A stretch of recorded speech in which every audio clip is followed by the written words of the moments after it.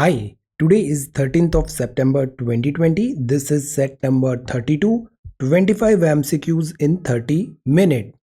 First section है polity का। हमें बताना है ये कमिटी कौन सी है। कमिटी एग्जामिन करती है reports to the house whether the powers to make regulation, rules, sub rules और by laws delegated by the parliament या conferred by the constitution to the executive are being properly exercised by it। ये दोनों houses में होती है। Committee में 15 member होते हैं और ये 1953 में बनी थी। तो ये कमिटी क्या काम कर रही है? ये रूल्स, रेगुलेशन, सब रूल, बाय लॉज जो डेलीगेट कर रही है पार्लियामेंट, कॉन्स्टिट्यूशन, एग्जीक्यूटिव। तो आपको बताना है ये कमिटी कौन सी है। In both the houses the committee consist of 15 member. Lok Sabha and Rajya Sabha दोनों हाउस में इस कमेटी में 15 मेंबर होते हैं और ये 1953 में ये कमेटी बनी थी। कमेटी ऑन सबऑर्डिनेट लेजिस्लेशन है, कमेटी ऑन रूल्स है, committee on paper laid on the table है या कमेटी ऑन पिटिशन है। Rules, bylaws, delegated this. तो ये जो डेलीगेशन वाला वर्क होता है पार्लियामेंट का, ये कमेटी में जाता है committee on subordinate legislation. Subordinate legislation. So the right answer here is this A, Committee on Subordinate Legislation. Right answer is this A. Second question. This is again on committee. For which of the following committee Speaker of Lok Sabha act as chairman? लोक सभा के जो speaker होते हैं वो इस committee के member होते हैं और ऑटोमेटिकली चेयरमैन बन जाते हैं। Rules committee, private member bills and resolution, business advisory committee and general purpose committee. Speaker एक प्रोमिनेंट पोस्ट है। अगर स्पीकर किसी कमेटी के मेंबर हैं तो वो ऑटोमेटिकली उसके हेड हो जाएंगे एंड स्पीकर यूजुअली किसी इंपॉर्टेंट कमेटी के मेंबर होंगे। फॉर एग्जांपल जैसे रूल्स बनाना है हमें, तो this is an extremely important committee, तो स्पीकर इसके मेंबर होंगे और हेड होंगे बिकॉज स्पीकर की रेस्पॉन्सिबिलिटी होती है रूल्स रेगुलेशंस मेंटेन करना हाउस का। Committee on private member, business advisory, again this is a very important task. क्या काम करना है business advisory committee. General purpose committee, मतलब ये कमेटी कोई स्पेसिफिक नहीं है, जो भी रिमेनिंग है वो सब जीपीसी में आ जाता है।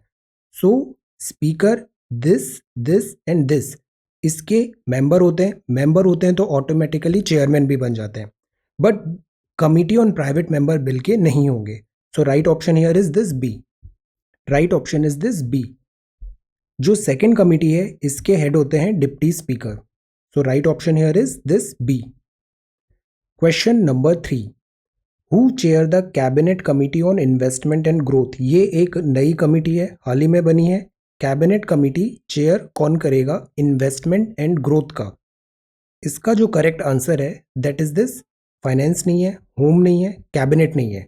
The right answer is prime minister. Cabinet secretary तो वैसे भी नहीं होना था। Right answer this prime minister.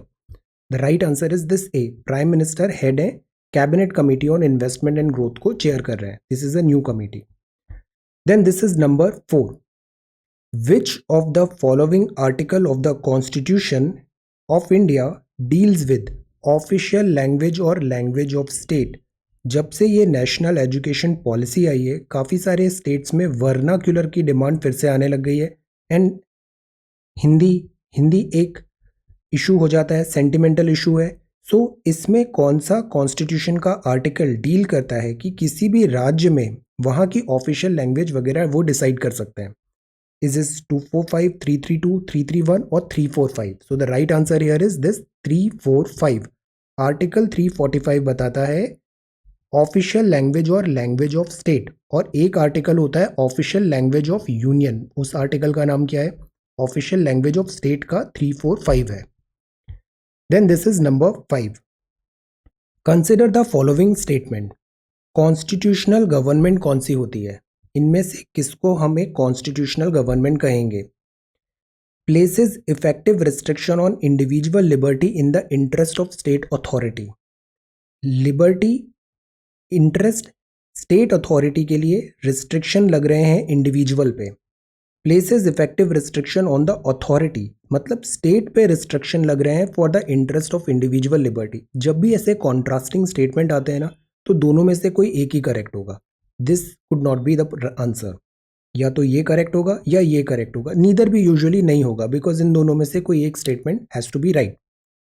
ये रिस्ट्रिक्शंस क्या इंडिविजुअल पे लगाएगा या फिर अथॉरिटी पे लगाएगा? तो जो भी नियम कानून होते हैं ना, वो अथॉरिटी पे चेक लगाने के लिए होते हैं, ना कि इंडिविजुअल पे। तो this the right answer here is this B 2 only. Effective restrictions on the authority of the state in the interest of individual liberty. Individual liberty के लिए यहाँ पर ये ऐसे authority पे restrictions लगेंगे. So the right answer is B, 2 only. Now let us move to history. History का first question है, this is about travelers. Travellers मतलब जो फॉरेन ट्रैवलर्स हैं वो विजिट करते थे इंडिया में और फिर वो अपना राइट लिखते थे, राइटअप प्रिपेयर करते थे। उनकी बुक्स एंड राइटअप से, ट्रैवल लॉग से हमें काफ़ी चीज़ें पता चली इंडिया के बारे में। ये कुछ इम्पॉर्टेंट ट्रैवलर्स हैं। चंद्रगुप्त टू के टाइम पे फाहियान आए थे, मोहम्मद बिन तुगलक के टाइम पे इब्न बतूता एंड हर्षवर्धन के टाइम पे Hiuen Tsang. You have to tell कि इसमें से करेक्ट क्या है। So the correct answer using the codes given below क्या होगा? चंद्रगुप्त के टाइम पे फाहियान है, this is absolutely true. Muhammad bin Tughlaq के टाइम पे Ibn Battuta traveller, absolutely true. Harshvardhan के टाइम पे Hiuen Tsang, this is also absolutely true.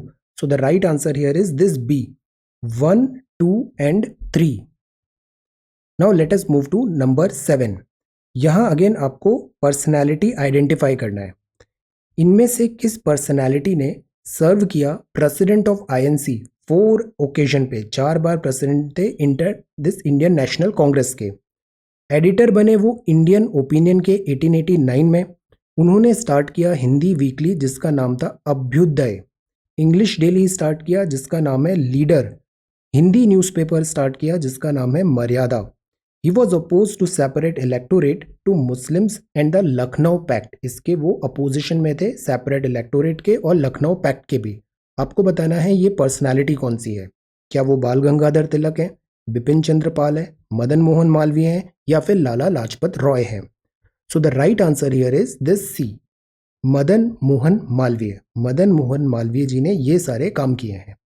Now this is number 8। Number 8 है about partition of Bengal. Partition of Bengal हुआ, स्वदेशी मूवमेंट हुआ, partition of Bengal फिर revoke भी कर लिया गया। ये रिवोक हुआ था 1911 में, ये काफ़ी इंपॉर्टेंट डेट है। दिल्ली रिवोक हुआ 1911 में। Lord Curzon, Lord Hardinge, Lord Minto या लॉर्ड चेम्सफोर्ड, इनमें से करेक्ट आंसर क्या है? So the right answer here is, the right answer is this B, ये लॉर्ड हार्डिंग के टाइम पे रिवोक हुआ था 1911 में। Now let us move to number 9। ये कुछ डांस फॉर्म्स हैं। डांस फॉर्म्स एक्सट्रीमली इंपॉर्टेंट है। Every year you can find one question on this dance forms. Consider the following. Martial art है ये। मार्शल आर्ट मतलब ये dance form kind of this fighting technique दिखाता है। Martial art form, places they are mainly associated with, और वो किस place से एसोसिएटेड है? कलारी, कलारी बहुत फेमस है। कलारी पयट्टू ये तमिलनाडु में है, martial art dance form. Thangta Tripura में है, मर्दानी खेल महाराष्ट्र में है। आपको बताना है करेक्टली मैच्ड क्या है। आपको बताना है इनकरेक्टली मैच्ड क्या है। फोकस, इनकरेक्टली मैच्ड क्या है? तो सी, कलारी पयट्टू तमिलनाडु नहीं होता है, ये केरला होता है। थांगटा त्रिपुरा नहीं होता, दिस इज मणिपुर। और Mardani Khel, yes of course, this is Maharashtra. So केवल यहाँ पे 1 is right but 3 is right, but यहाँ पे पूछा है इनकरेक्टली, तो इनकरेक्टली 1 और 2 है। So the right answer here is this B, 1 and 2। 1 and 2 ये इनकरेक्टली मैच्ड है और वो ही सवाल यहाँ पे पूछा है। So B is the right option and this is Mardani Khel, this is correctly matched है ये। So power is gone. अब हम बात करते हैं रेवतवारी सिस्टम का। Ryotwari system, Mahalwari, Ryotwari and this Zamindari, these 3 are extremely important. Ryotwari, it was introduced by Thomas Munro and Alexander Reed. Major areas introduction के included हैं Madras, Bombay, part of Assam, Coorg province British India का। Is it true? ये एरिया करेक्ट है क्या? Ownership rights were handed over to the peasants. पहले middleman आ गए थे, जमींदार आ गए थे, बट यहाँ पे ऑनरशिप राइट हैंडेड ओवर कर दिए गए पीजेंट्स के लिए। You have to tell the correct answer. Correct इनमें से क्या है? Option C, Thomas Munro and Alexander Reed is absolutely true. Ryotwari system इनके टाइम पे इंट्रोड्यूस हुआ। ये एरिया भी एब्सोल्युटली ट्रू है। Madras, Bombay, part of Assam and Coorg. Ownership rights यहाँ पर हैंडेड ओवर हो गए थे पीजेंट्स में। ये जो रेवतवारी सिस्टम था ना, ये इवॉल्व्ड फॉर्म था। जमींदारी में काफ़ी सारी प्रॉब्लम्स थी, तो यहाँ पे company was basically trying to become deal directly with these farmers. So this is handed over to the peasants हो गया था। Ownership rights were handed over to the peasants. So the right answer here is this D. So this is history. Let us move to geography now.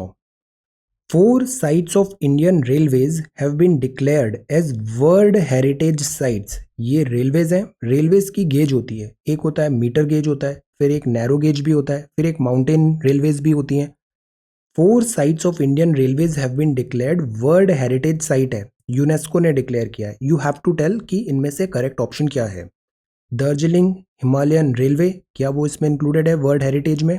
Nilgiri mountain railway, Mumbai CST and कालका Shimla railways as well. So you have to tell इनमें से क्या included है world heritage site में। The right answer here is yes, Darjeeling भी है, नीलगिरी भी है, मुंबई सीएसटी भी है एंड कालका Shimla railway is also true. So the right answer is this D, all of the above. This is question number 12. Geography में एक कॉन्सेप्ट होता है रेंज ऑफ अ गुड का। Range of a good. So what do you understand by this range of good? Maximum distance which people have to travel to purchase a good और service, variety of goods available at a market place में कौन कौन से goods available हैं, वो उसका range हो जाएगा, this range. Maximum demand to make the service और गुड वायबल. वायबिलिटी होती है, मतलब कितना उसका डिमांड आ रहा है प्रोडक्शन, तो वो वायबल हो जाएगी सर्विस या good manufacturing. Maximum population necessary है for survival of a function. एक क्रिटिकल पॉइंट चाहिए यहाँ पे. So you have to tell range of a good क्या होगा. C, range of a good होता है, फॉर एग्जाम्पल आपको मैगी लेना है, तो इसके लिए आप मैक्स टू मैक्स अपने नियर बाय शॉप तक जाओगे, but you have to purchase a car. For example you want a jeep, so उसके लिए you would go to some showroom जो काफ़ी डिस्टेंस पे है, मतलब उसका रेंज ज़्यादा है इस नए गुड का. So this is called range of a good. So the right answer here is this A. Maximum distance आप agree हैं, eager हैं travel करने के लिए to purchase a good or service. So this is A. Then this is Feni River. Feni River बहुत famous है, काफ़ी news में चल रही है. Feni River flows through which of the following states before entering the Bangladesh? ये किस state में है? क्या ये त्रिपुरा में है, मिजोरम में है या मेघालय में है, या फिर इन तीनों का दिस कॉम्बिनेशन है? 1, 1 and 2, 1 and 3 and 1, 2, 3. So you have to tell the correct answer. ये जो फेनी रिवर है ये आती है त्रिपुरा में, Tripura, then it goes to Bangladesh. So the right answer here is A. Now this is match the following. ये सारी लेक्स भी काफ़ी फेवरेट है. एवरी ईयर लेक्स आती है, टाइप पूछा जाता है, टेक्टोनिक है, मैनमेड है, नेचुरल है, या फिर इनकी लोकेशन क्या है. Lakes are favourite topic. Chilika lake कहाँ पर है, कोलेरू कहाँ है, सांभर कहाँ है, वेम्बानंद कहाँ है. So you have to match this list 1 with list 2. So where is this Chilika lake, where is this Chilika lake and where is this Kolleru. Sambhar, Sambhar we know that Sambhar का नमक होता है राजस्थान, तो C is 4. C is 4 मतलब या तो A होगा या D होगा. This is gone, this is gone. Okay, then Vembanad also we know that ये केरला होगा, तो D हैज टू बी 2. अब देखिए मैच द फॉलोइंग में ये ट्रिक याद रखना है, हमें प्रेजेंस ऑफ माइंड चाहिए. मुझे ये नहीं पता था, फिर भी मैंने आंसर ले आया कि आंसर होगा this D. How? Because Sambhar and Vembanad. So always attempt the question. Attempt try ही नहीं करेंगे ना तो वो फिर ब्लैंक हो जाता है. तो ऑलवेज पहले इजी क्वेश्चन सारे अटेम्प्ट करने, फिर थोड़े डिफिकल्ट करने, फिर लास्ट में सबसे जो डिफिकल्ट क्वेश्चंस हैं वो आपको कंप्लीट करने हैं. बट हैव टू अटेम्प्ट, एक बार देखना ज़रूरी है. मैनी टाइम्स क्वेश्चन डिफिकल्ट लगता है बट वो इजीली सॉल्व हो जाता है, कुछ ट्रिक मिल जाता है, क्लू मिल जाता है. So this is D. Then this is number 15. Which of the following pairs is are correctly matched. Correctly फिर से मैच कराना है. This is Nalbanda bird sanctuary, ये है नौराधरी सेंचुरी, ये है महादई और ये है Van Vihar national park. You have to tell कि ये करेक्टली मैच्ड कौन से हैं. नालबंदा बर्ड सेंचुरी क्या गुजरात में है? नौराधरी वी नो दैट, यहाँ पे ट्रांसलोकेशन की अभी बात चल रहा था, so this is not in Rajasthan. Mahadei and Van Vihar is also in Madhya Pradesh, so 4 is true. And this Nauradehi and this Nalabanda, Nauradahi and Nalabanda is not right. So the right answer here is C. 3 and 4. Mahadayi Goa में है, Mahadayi river Mandovi, Mahadayi Goa, one Vihar Madhya Pradesh. So the right option here is this C. This is correctly matched. This is correctly matched. Nalabanda Gujarat में नहीं है, नलबंदा ओडिशा में है, और नौरादही राजस्थान में नहीं है, नौरादही मध्य प्रदेश में है. यहाँ किस एनिमल के ट्रांसलोकेशन की बात चल रही है? आंसर दिस क्वेश्चन, नौराधरी सेंचुरी में. सो ये ज्योग्राफी के 15 क्वेश्चंस हो गए अब हमारे. Now let us move to economics. Recently ये न्यूज़ चल रहा था base erosion and profit shifting का. कंपनीज बहुत स्मार्ट होती हैं, प्रॉफिट टैक्स इवेजन करना चाहती हैं, तो वो base erosion and profit shifting करती हैं ताकि वो विद इन रूल्स रहेंगी बट वो टैक्स को स्मार्टली इवेड कर देंगी. ये has been in news for some times. ये इनिशिएटिव किसका है? क्या ये ओपेक का है, G4 का है, या IMF सारी कंट्रीज़ को बोल रहा है this base erosion and profit shifting avoid करना है, या none of the above?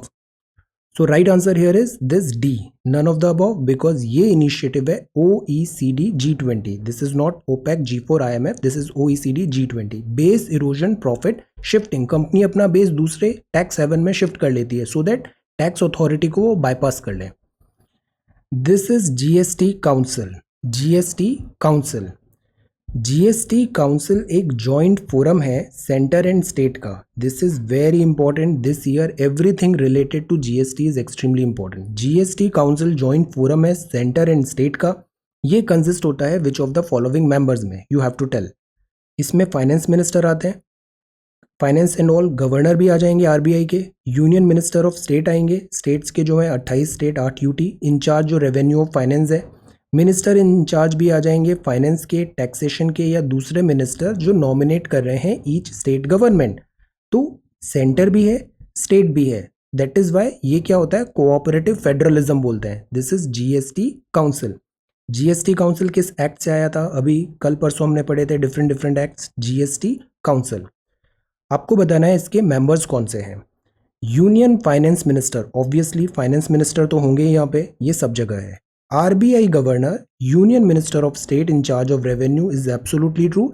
And किसी को अगर नॉमिनेट किया है, we need to understand GST council में RBI गवर्नर नहीं होते हैं. RBI गवर्नर नहीं होते हैं GST काउंसिल में. ये 279A के अंदर है. So the answer is 134. This is true, and this is also true. RBI governor is not there. So the right answer is this B. This is number 18. RBI, Reserve Bank of India, अभी spotlight में है. Qualitative instrument भी होता है इनके पास और quantitative instrument भी होता है. क्रेडिट कंट्रोल, पैसे कितने हैं मार्केट में, लिक्विडिटी कितनी है. तो आपको बताना है क्वालिटेटिव इंस्ट्रूमेंट क्या है. ओपन मार्केट ऑपरेशन, क्या ये क्वालिटेटिव है? बैंक रेट पॉलिसी, क्या ये क्वालिटेटिव है? कैश रिजर्व रेशियो, क्या ये क्वालिटेटिव है? या moral suasion is a qualitative? Quantitative हमें पता है, मतलब there has to be certain number. Open market operation है, rate cut, this and all, sale purchase, तो नंबर है. Bank rate policy, this again है number. Cash reserve ratio, again number. तो ये सारे जो हैं ये क्वालिटेटिव नहीं क्वांटिटेटिव होंगे. बट मोरल अपील कर रही है RBI कि आपको ऐसा करना है वैसा करना है, तो ये मोरल सुएजन होगा. That would be this qualitative instrument. D is the right answer here. ये लिस्ट है. क्वांटिटेटिव मेजर्स क्या क्या होते हैं? Bank rate policy, open market operation, quantity, there is certain number, cash reserve ratio, statutory liquidity ratio. Qualitative हो सकते हैं consumer credit regulation, RBI की गाइडलाइन जो बैंक को इशू किया है, इस तरीके से आपको वर्कआउट करना है चीज़ों को. राशनिंग कर दिया है क्रेडिट का, या मोरल सुएशन है, या कोई डायरेक्ट एक्शन बाय RBI है. ये सारी चीज़ें होंगी क्वालिटेटिव और ये चीज़ें होंगी क्वांटिटेटिव. तो रिमेंबर, क्वांटिटेटिव एंड क्वालिटेटिव ये सारे टूल्स हैं RBI के पास. अब ये इजी क्वेश्चन है, ये गलत नहीं होना चाहिए. ये सिटर्स होते हैं. हर पेपर में करीब 50% जो क्वेश्चन पेपर होता है वो इजी होता है. कट ऑफ भी अराउंड 50 होता है. हम फोकस करते हैं रेस्ट ऑफ द 50 पे, और इसलिए ये 50 हमसे गड़बड़ हो जाता है. सबसे पहला प्रायोरिटी है कि कट ऑफ क्रॉस करना है, इसके बाद हम दूसरी बात करेंगे. कट ऑफ, और कट ऑफ क्रॉस होगा जब आप इजी क्वेश्चन सही करेंगे एंड सिली मिस्टेक नहीं होगी। Bank rate, it is the rate at which bank lends to their best customer based on previous balance sheet record. तो ऐसा होगा क्या, इसमें तो बहुत सब्जेक्टिविटी आ जाएगी, क्वेश्चंस उठेंगे, बोगस है ये। It is the rate at which central bank lends money to the commercial bank. It is the rate at which bank penalize the customer if they paid not paid interest regularly and none of the above. So the right answer here is this B. ये वो rate होती है जिसमें central bank land करता है money को commercial bank में, तभी जो सेंट्रल बैंक है वो बैंकर्स का भी बैंक कहलाता है। सेंट्रल बैंक लैंड करेगा कमर्शियल बैंक को बैंक रेट पे। So the right answer is this B. ये नंबर 20 है। Consider the following statement regarding managed floating exchange rate system. Again RBI picture में आ गई है। एक्सचेंज रूपी अप डाउन होता रहता है।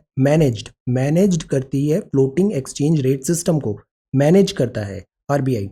तो इसमें क्या होगा, during times of heavy capital inflow, बहुत कैपिटल आ रहा है, आरबीआई ओकेशनली इंटरवीन करेगी, परचेज कर लेगी डॉलर को, and this is known as managed float.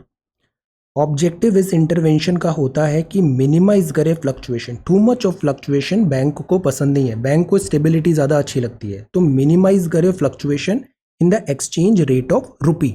So you have to tell which one is the correct one. यहाँ पे दोनों करेक्ट है। आरबीआई ऐसा करता है जब बहुत ज़्यादा कैपिटल इनफ्लो हो रहा है तो वो डॉलर परचेज कर लेगा और उससे डॉलर परचेज करेगा, रूपी को स्टेबिलिटी यहाँ पे आएगी। और जब रूपी बहुत ज़्यादा डिक्लाइन हो रहा है तो फिर वो डॉलर सेल करेगा, रूपी को स्ट्रेंथन करेगा। This is true and this is also true. Minimise करना है fluctuation in the exchange rate of rupee, तो C is the right answer. Now let us move to current affair. Question number 21।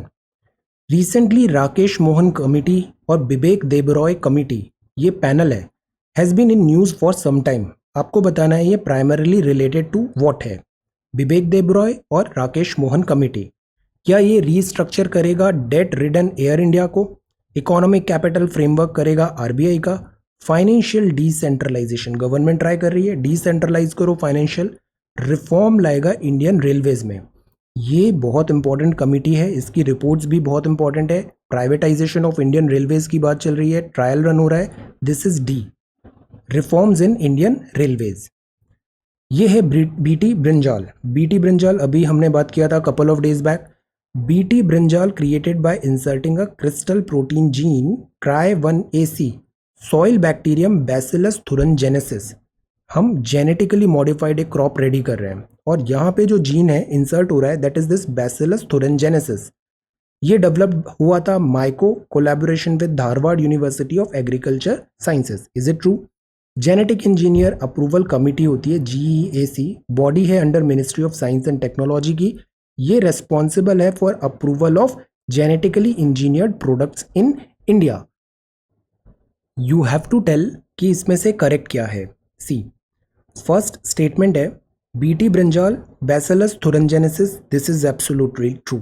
कई बार जो ऐसे questions आते हैं ना, इसमें दो चीज़ बहुत याद रखना है, मिनिस्ट्री, ईयर और डिपार्टमेंट। अक्सर इनमें चेंजेस होते हैं, एरर्स यहाँ पे क्रिएट करने के ज़्यादा इजी होता है, तो जिसने पेपर सेट किया है ना वो यहाँ चेंजेस बहुत इजीली करता है। तो दिस इज़ रॉन्ग, ये ministry of science and technology नहीं होगा। नंबर्स में, ईयर में और ये डिपार्टमेंट मिनिस्ट्रीज में ज़्यादा चांसेस होते हैं कि यहाँ पे गलत होगा।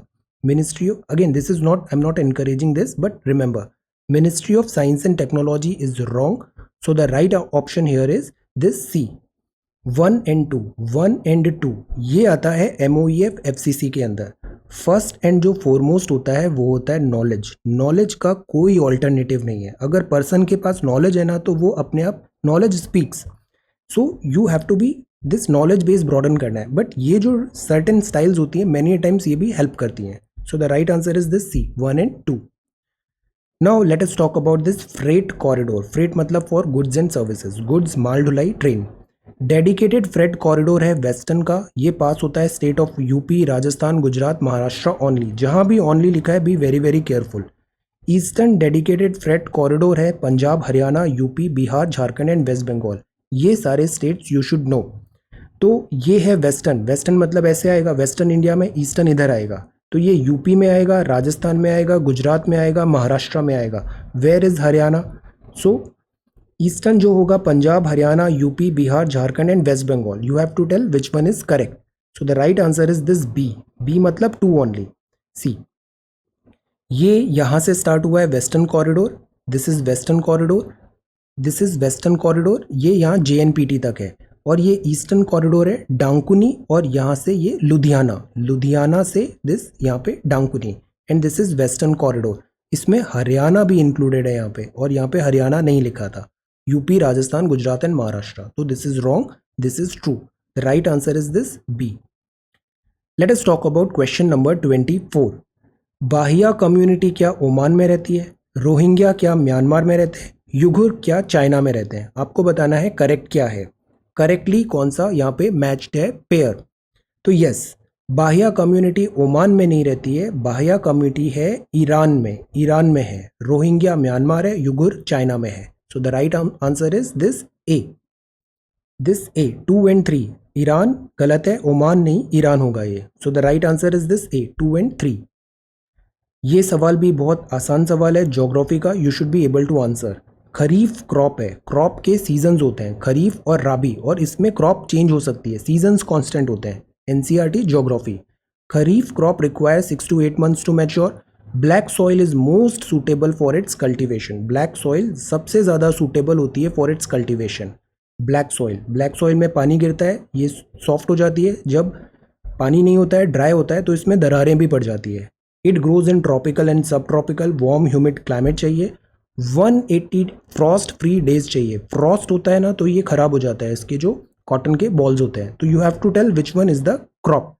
सो the right answer is this A. ये बात है क्रॉप कॉटन का, कॉटन इज द आंसर। ये 26 है बिकॉज कल एक क्वेश्चन स्किप हो गया था 24, तो लेट अस 26। आपको बताना है नॉर्थ सी में कंट्रीज कौन सी बॉर्डर कर रहा है, Denmark, Norway, Netherland, Belgium. Newspaper में भी एवरीडे हम अब मैपिंग स्टार्ट कर रहे हैं, will cover it for rest of this month, mapping पूरा देखेंगे। नॉर्थ सी आपको बताना है डेनमार्क, नॉर्वे, नीदरलैंड और बेल्जियम। करेक्ट ऑप्शन क्या है? Here is this D. D means 1 2 3 and 4, 1 2 3 and 4, D is the right option. Denmark, Norway, Netherlands and Belgium, sea. ये North सी है, ये यूके हो जाता है। अभी ब्रेग्जिट में हम ये देख रहे थे Ireland, north Ireland and south Dublin, then this is UK. ये फ्रांस है। बेल्जियम, यस बेल्जियम की एक ओपनिंग है, यहाँ पे स्ट्रेट ऑफ डोवर भी है। देन ये नीदरलैंड है, देन जर्मनी है, डेनमार्क भी है, इधर नॉर्वे भी है, ये ओस्लो है, देन दिस इज स्वीडन। तो दिस इज नॉर्थ सी। इसके ऊपर फिर ये Norwegian Sea and this Atlantic Sea आ जाता है, इधर बाल्टिक है। ग्रेजुअली हम पूरा अभी मैपिंग करेंगे न्यूज़पेपर वीडियोज़ में। So this is North Sea. So today we talked about this North Sea and adjoining countries.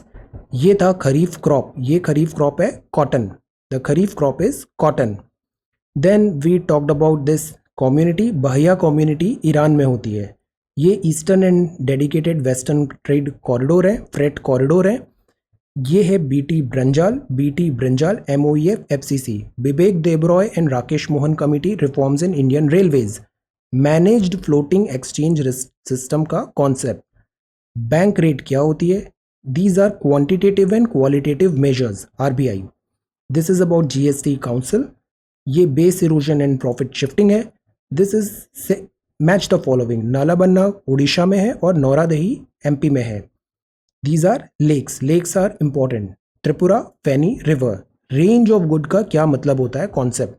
This is UNESCO world heritage sites. Rayotwari system, Mahalwari, Jamindari, these three are very important, and these are dance form, martial art dance form.